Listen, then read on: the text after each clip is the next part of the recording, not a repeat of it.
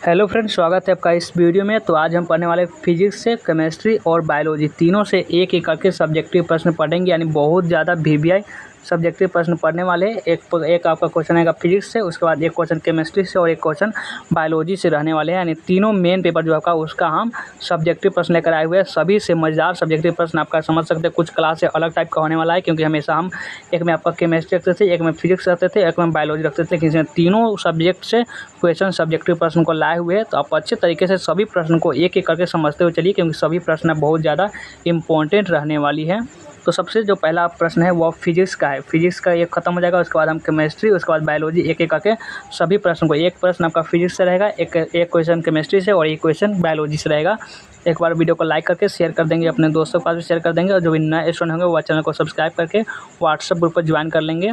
और चलिए, हम डिस्क्रिप्शन में लिंक मिल जाएगा। और चलिए, इसको हम सबसे पहला नवा प्रश्न है, इसको समझना स्टार्ट करते हैं। सबसे पहला प्रश्न है कि विद्युत फ्लक्स क्या होता है। विद्युत फ्लक्स जो होता है वह क्या होता है। ये फिजिक्स का क्वेश्चन है। तो कैसे आपको बनाना है कि किसी विद्युत क्षेत्र में स्थित किसी पृष्ठ के लंबवतः गुजरने वाली विद्युत बल रेखाओं की संख्या को उस पृष्ठ का विद्युत फ्लक्स कहते हैं। विद्युत फ्लक्स किसे कहते हैं। अगर ये भी क्वेश्चन रह सकता है कि किसी विद्युत क्षेत्र में स्थित किसी पृष्ठ के लंबवतः गुजरने वाली विद्युत बल रेखाओं की संख्या को उस पृष्ठ का विद्युत फ्लक्स कहते हैं। और विद्युत फ्लक्स धनात्मक, ऋणात्मक या शून्य के बराबर भी हो सकता है। यानी धनात्मक हो सकता है, ऋणात्मक हो सकता है, या फिर शून्य भी हो सकता है। यानी आपका देख लीजिए, आपका विद्युत क्षेत्र फ्लक्स को विद्युत फ्लक्स के नाम से भी जाना जाता है। विद्युत क्षेत्र फ्लक्स को विद्युत फ्लक्स के भी नाम से जाना जाता है। विद्युत फ्लक्स एक अदिश राशि है। क्या होता है। विद्युत फ्लक्स जो है एक अदिश राशि है। एक सदिश राशि होता है, एक अदिश राशि होता है। तो ये एक अदिश राशि है जो किसी सतह से गुजरने वाली विद्युत क्षेत्र विद्युत क्षेत्र रेखाओं की संख्या के समानुपाती होती है। ये क्या होती है। ये होती है आपका विद्युत, ये होती है आपका विद्युत फ्लक्स। और अब बढ़े अगला प्रश्न पर। तो चाहिए, अब आते हैं अगले प्रश्न पर। यह प्रश्न जो है कहाँ से है। ये आपका केमिस्ट्री से प्रश्न है। केमिस्ट्री से प्रश्न है, ये भी, इसको भी समझिए कि आपका केमिस्ट्री से, यहाँ पे देख लीजिए, केमिस्ट्री से प्रश्न है कि 2 नंबर जो प्रश्न है ये केमिस्ट्री का है कि लिगेंड्स क्या है। उदाहरण के साथ उनका वर्गीकरण करना है कि लिगेंड्स जो होता है वह क्या होता है। तो कैसे लिखना है। केंद्रीय परमाणु की चारों तरफ से जुड़े हुए अणु, परमाणु, आयन तथा परमाणुओं के समूह को लिगेंड्स के नाम से जाना जाता है। यानी केंद्रीय परमाणु के चारों तरफ से जुड़े हुए अणु, परमाणु, आयन तथा परमाणुओं के समूह को लिगेंड्स के नाम से जाना जाता है। लिगेंड्स का वर्गीकरण आवेश के आधार पर इनको 3 क्रम में बांटा गया है। 3 क्रम में इसको डिवाइड किया गया है, बांटा गया है। एक है आपका उदासीन लिगेंड, जिसको हम HONS का नाम से जाने जाते हैं, और धनात्मक लिगेंड्स और आपका ऋणात्मक लिगेंड। 3 लिगेंड्स के इसमें बांटा गया है। ये भी आपको ध्यान रखेंगे। चलिए आगे बढ़ते हैं अगले प्रश्न को। अगला जो प्रश्न है, देखिए 3 नंबर प्रश्न जो बायोलॉजी से। ये प्रश्न कहाँ से है। ये आपका बायोलॉजी से है। बायोलॉजी से प्रश्न क्या कर रहा है, चलिए इसको भी हम समझते हैं और इसको पढ़ते हैं। बायोलॉजी से प्रश्न है कि देखिए कि पुष्प में दल का क्या कार्य होता है। पुष्प में दल का जो होता है वह क्या कार्य होता है। ये 2017 और 2012 में पूछा गया है। यानी ये बहुत ज़्यादा वीवीआई है। इसको हम बोल सकते हैं MVVI भी बोल सकते हैं। तो ये प्रश्न क्या है, कह रहा है देखिए कि पुष्प में दल का कार्य क्या है। तो पुष्प दल का वो सर्वाधिक आकर्षक भाग होता है। जो पुष्प जो होता है वो पुष्प दल का सर्वाधिक आकर्षक, यानी अपनी तरफ अट्रैक्टिव करने वाला भाग होता है, जो कि बहुत ही सुंदर अंग होता है तथा सुगंध रहित होता है। यानी सुगंध से ये रहित होता है। इसी के द्वारा परागणकर्ताओं का आकर्षण होता है, ताकि परागण की क्रिया संपन्न हो जाती है। यानी संपन्न हो सकती है। इसके द्वारा जो परागण होते हैं वे अपने क्रिया करके संपन्न हो जाते हैं। और इससे कि पुष्प दल के मुख्यतः 2 कार्य होते हैं। और कार्य पूछा है कि पुष्प दल के कितने कार्य होते हैं। तो पुष्प दल के मुख्यतः 2 कार्य होते हैं। यह दल का अवस्था में ही जनन अंगों की रक्षा करते रहते हैं। यह दल का अवस्था जो होती है उसमें ही जनन अंगों की रक्षा करते रहते हैं। यह कीट परागण में बहुत ही सहायक होती है। यह कीट परागण होती है उसमें बहुत ही हेल्पफुल यानी सहायक होती है। ये आपका पुष्प में ये दल जो होती है। और चलिए आप फिजिक्स के क्वेश्चन देखते हैं। हमने एक क्वेश्चन हमने फिजिक्स का देख लिया, एक क्वेश्चन हमने फिजिक्स का देख लिया, एक क्वेश्चन में केमिस्ट्री का देख लिया, और एक क्वेश्चन बायोलॉजी का देख लिया। फिर हम एक क्वेश्चन फिजिक्स का देखते हैं, और उसके बाद अगला क्वेश्चन फिर रहेगा आपका केमिस्ट्री का। चलिए हम इस प्रश्न जो है इसको पढ़ते हैं। जो भी प्रश्न लाए हुए सभी बहुत ज़्यादा इंपॉर्टेंट प्रश्न है कि ओम का नियम क्या है। देखिए ओम का नियम जो होता है अब 10th में होंगे तो इसमें भी आपको आया होगा, और अब 12th में भी आने वाला है कि ओम का नियम क्या है। जर्मन वैज्ञानिक डॉक्टर चार्ल्स साइमन ओम ने सन 1826 ईस्वी में किसी चालक के सिरों पर लगाए गए विभवांतर तथा उसमें प्रवाहित धारा के संबंध में एक नियम स्थापित किया, जिसे ओम का नियम, ओम्स लॉ इसे कहते हैं। इस नियम के अनुसार जो क्या हुआ कि किसी चालक के सिरों पर लगाया गया विभवांतर तथा उसमें प्रवाहित धारा के अनुपाती होता है। यही जो होता है चालक इसको पर लगाया गया विभवांतर भी है तथा उसमें प्रवाहित धारा आई होती है। यही आपका ओम का नियम होती है। ओम का नियम का कुछ यही रूल होता है। ये इतना ही आपको लिखना होता है, लिख दीजिएगा। आपको फुल मार्क्स जो होगा आपका 5 नंबर पूछेगा, थोड़ा और बढ़ा कर लिखना होगा, और ऐसे तो ये 2 नंबर में ही पूछे जाते हैं। तो अब बढ़े अगला प्रश्न पर। तो आइए, ये 5 नंबर प्रश्न है जो कहाँ से है, ये भी आपका केमिस्ट्री से ही प्रश्न है। आपका फिजिक्स के प्रश्न में देखे थे, आप देखिए आपका केमिस्ट्री से प्रश्न है कि क्रिस्टल किसे कहते हैं। जो क्रिस्टल जो होता है क्रिस्टल वह किसे कहते हैं। तो लिखना है कि वैसे ठोस पदार्थ जिसका कोई निश्चित ज्यामितीय आकृति हो। क्रिस्टल किसे कहते हैं, तो वैसे ठोस पदार्थ जिसका कोई निश्चित ज्यामितीय आकृति हो तथा जिसके बराबर बराबर भागों में बांटा जा सके उसे क्रिस्टल कहते हैं। देखिए क्रिस्टल पूछे तो ऐसा ही होता है, जिसके बराबर बराबर भागों में बांटा ना जा सके उसे क्रिस्टल कहते हैं। और डोपिंग बात करें, डोपिंग बहुत बार पूछा जाता है, डोपिंग को पढ़ना जरूरी है, 2024 में आया था इसलिए। डोपिंग किसे कहते हैं, तो क्रिस्टल जालक में अशुद्धियों को मिश्रित करने की प्रक्रिया को डोपिंग या अमिश्रण कहते हैं। क्रिस्टल जालक में अशुद्धियों को मिश्रित करने की प्रक्रिया को डोपिंग कहते हैं। किसे कहते हैं, इसे हम कहेंगे क्या, डोपिंग। लिख दे रहे हैं ताकि अच्छे से याद है, डोपिंग कहते हैं।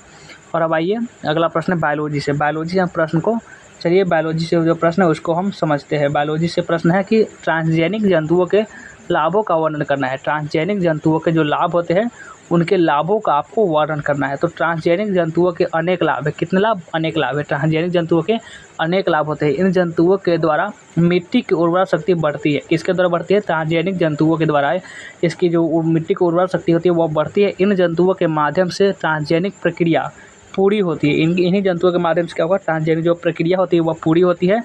इसीलिए ये जंतु बहुत उपयोगी नजर आते हैं। बहुत ज़्यादा इसको जंतुओं का वो उपयोगी इसको नजर आते हैं। प्रतिरक्षी व प्रतिजन के बीच विभेद कीजिए। ये क्वेश्चन तो समझिए और समझिए प्रतिरक्षी और प्रतिजन के बीच विभेद यानी इसको अंतर करना है। कैसे अंतर कीजिएगा, तो प्रतिजन यानी एंटीजन वे कार्बनिक पदार्थ है जो शरीर के प्रतिरक्षा तंत्र द्वारा प्रतिरक्षी यानी एंटीबॉडीज का निर्माण करके अनुक्रिया उत्पन्न करती है। और प्रतिरक्षी एंटीबॉडीज यह विशेष प्रकार के प्रोटीन्स है जो कि प्रतिजन के प्रति अनुक्रिया के लिए उत्पन्न होते हैं तथा प्रतिजन से शरीर की सुरक्षा करते हैं।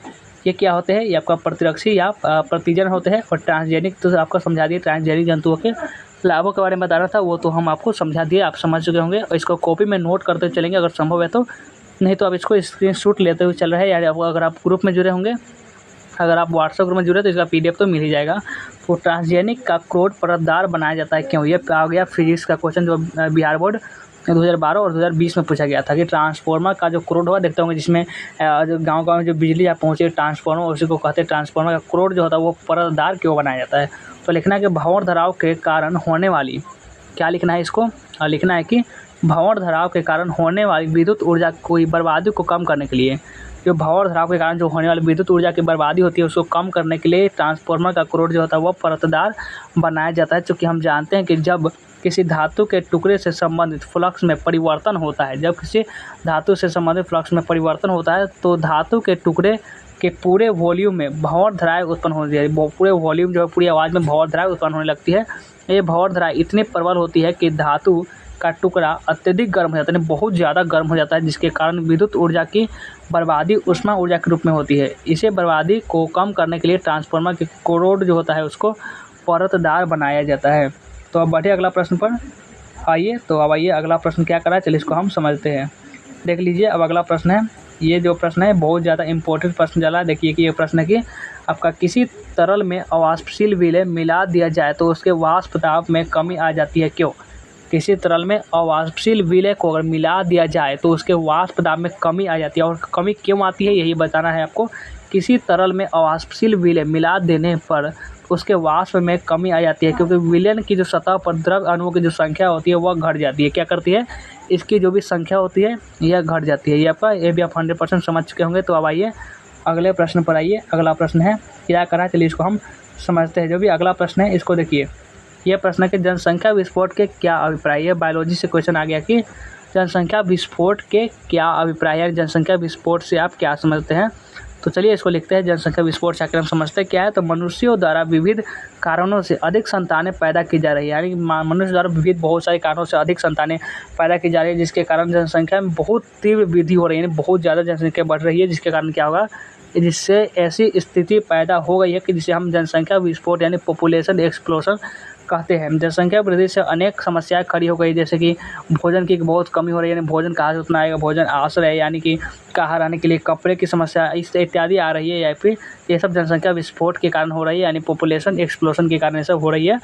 तो इसीलिए आपका बायोलॉजी का एक क्वेश्चन है जो कई बार आपके एग्जाम में आ चुका है, और हो सकता है कि यह 2025 वाला एग्जाम में भी देखने को मिले। इसीलिए इसको भी समझते हुए चलिए, आपको आप समझे रहेंगे तो अपने अपने हिसाब से इसको बनाकर भी लिख सकते हैं। तो अब आइए नेक्स्ट क्वेश्चन पर आते हैं। जो भी आपका नेक्स्ट क्वेश्चन है उसको चलिए हम समझते हैं। नेक्स्ट क्वेश्चन है आपका कि ट्रांसफार्मर में ताम्र क्षति को समझाइए। बिहार बोर्ड जो 2021 में पूछा गया था कि ट्रांसफार्मर में ताम्र क्षति को समझाना है। ताम्र क्षति आखिर होता क्या है? तो ताम्र क्षति एक ट्रांसफार्मर की तांबे की कुंडलियों में कुछ बहुत कम प्रतिरोध होता है, जिसके कारण ऊष्मा ऊर्जा के रूप में ऊर्जा की क्षति होती है। ऊर्जा की इस गति को ताम्र क्षति कहते हैं। ताम्र क्षति किसे कहते हैं? ट्रांसफार्मर में ताम्र क्षति को समझाना है तो लिखना कैसे है कि ताम्र क्षति यहाँ पे लिख देना है हेडलाइन में, थोड़ा सा इसको गाढ़ा कर देंगे। और एक ट्रांसफार्मर के तांबे की कुंडलियों में कुछ प्रतिरोध होता है, थोड़ा सा प्रतिरोध होता है, ज़्यादा नहीं, तो कुछ प्रतिरोध होता है, जिसके कारण ऊष्मा ऊर्जा के रूप में ऊर्जा की क्षति होती है। ऊर्जा की इस गति को ही ताम्र क्षति कहते हैं। किसे कहते हैं? इसी को हम क्या कहते हैं? ताम्र क्षति कहते हैं। और अब आइए नेक्स्ट क्वेश्चन है कि हैलोजन परिवार के कौन कौन से सदस्य हैं? हैलोजन परिवार के कौन कौन से सदस्य हैं? जो 2011 में, 2012 में और 2017 में पूछा गया था कि हैलोजन परिवार के कौन कौन से सदस्य। वैसे तो क्वेश्चन बहुत छोटा है, लेकिन आपका समझते हैं देखने में छोटा लगे, घाव करे गंभीर, वही बात हो गया। ये जो क्वेश्चन है बहुत बार पूछा गया है कि हैलोजन परिवार के कौन कौन से सदस्य होते हैं। तो लिखना कैसे है? ज़्यादा नहीं, 5 है आपका। एक लिखना है, एक है आपका ये हैलोजन परिवार के सदस्य फ्लोरीन होते हैं, दूसरा आपका क्लोरीन होते हैं, तीसरा ब्रोमीन होते हैं, तीसरा और चौथा आपको आयोडीन होते हैं। ये आपका ये सभी तत्व जो होते हैं एक ही परिवार के सदस्य होते हैं, एक ही परिवार के सदस्य होते हैं। इन्हीं सब तत्वों के सम्मिलित रूप से एक हैलोजन परिवार बनता है, यानी जो अगर हम चारों तत्वों को मिलाएंगे तो इसका हम हैलोजन परिवार कह सकते हैं। और ये 12 प्रश्न है, यह फिर इसका बहुत ज़्यादा इंपॉर्टेंट प्रश्न है कि संचायक बैटरी से आप क्या समझते हैं। जो BSAB यानी बिहार बोर्ड 2021 में पूछा जा चुका है, जो पूछ दिया गया है उसको तो आपको 100% याद होना ही चाहिए। संचायक बैटरी से क्या समझते हैं? तो इस प्रकार के सेल विद्युत धारा या ऊर्जा को ब्रह्मा स्रोत की सहायता से संग्रहित करता है। इस प्रकार जो सेल होगा वो विद्युत धारा या ऊर्जा को ब्रह्मा स्रोत की सहायता से संग्रहित करता है, जिसे चार्ज होना कहते हैं। क्या कहते हैं? चार्ज होना कहते हैं। और डिस्चार्ज की स्थिति में ये संग्रहित विद्युत ऊर्जा को सप्लाई करता है, और इसलिए इस प्रकार के सेल या बैटरी को स्टोरेज या संचायक सेल के नाम से जाना जाता है। तो अब बढ़िए अगला प्रश्न को देख लीजिए। आगे आइए, अगला प्रश्न है कि हरित क्रांति से क्या समझता है। ये क्वेश्चन जो है बायोलॉजी का क्वेश्चन है। बायोलॉजी का क्वेश्चन है कि हरित क्रांति से आप क्या समझते हैं। कैसे लिखना है चलिए इसको हम समझाएंगे कि हरित क्रांति से क्या समझते हैं। तो खाद्य उत्पादकों को बढ़ाने के लिए कृषि के क्षेत्र में जो प्रयास किए जाते हैं, खाद्य उत्पादक को बढ़ाने के लिए कृषि के क्षेत्र में जो प्रयास किए जाते हैं तथा उसके फलस्वरूप उत्पाद में जो वृद्धि होती है उसे ही कहेंगे हरित क्रांति कहते हैं। उत्पाद में जो वृद्धि होती है उसे हरित क्रांति कहते हैं। हरित क्रांति को लाने में निम्नलिखित कारकों का महत्वपूर्ण योगदान होता है। हरित क्रांति को जो लाने से बहुत ज़्यादा कारण होते हैं, जिस कारण इसका होता है, जैसे कि एक इसमें है सिंचाई के लिए उपयुक्त प्रबंध होना, यानी सिंचाई के लिए उपयुक्त प्रबंध भी होना चाहिए। वैज्ञानिक विधि या दृष्टिकोण से कृषि के क्षेत्र में उपयोग में लाना ही हरित क्रांति आपको कहलाता है। और अगला प्रश्न है कि चुंबकीय फ्लक्स की परिभाषा एवं SI मात्रा को लिखना है। बिहार बोर्ड 2022 में पूछा गया। तो ये फिजिक्स का क्वेश्चन। देखिए आपको पूरा मजा आ रहा है, क्योंकि आपको फिजिक्स, केमिस्ट्री और बायोलॉजी तीनों पढ़ा रहे हैं। फिजिक्स आपको और केमिस्ट्री आपको, ये बायोलॉजी, यानी तीनों आपका मेन विषय है वो सभी पढ़ा रहे हैं। आपको कोई भी विषय आपका पीछा नहीं छूट रहा है, यानी कि पूरे का पूरे जो आपका मेन पेपर है सबको तैयारी करवा दे रहे हैं। देखिए कि चुंबकीय फ्लक्स की परिभाषा है वो SI मात्रा को लिखना है, जो बिहार बोर्ड 2022 में पूछा गया था। कैसे लिखेंगे? तो चुंबकीय फ्लक्स वह भौतिक राशि है जो किसी तल से होकर गुजरने वाले चुंबकीय क्षेत्र का संपूर्ण परिमाण की माप होती है। चुंबकीय फ्लक्स वह भौतिक राशि है जो किसी तल से होकर गुजरने वाले चुंबकीय क्षेत्र का संपूर्ण परिमाण की माप है। इसे संक्षेप में हम ओमी यानी ओम मीटर से निरूपित किया जाता है। इसका SI मात्रा क्या होता है? वेबर होता है।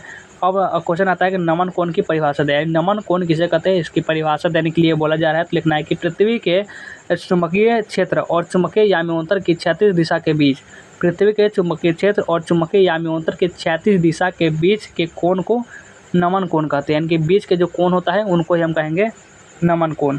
तो अब बढ़िए आगे आइए, अगला प्रश्न को देख लीजिए। अगला प्रश्न क्या कर रहा है?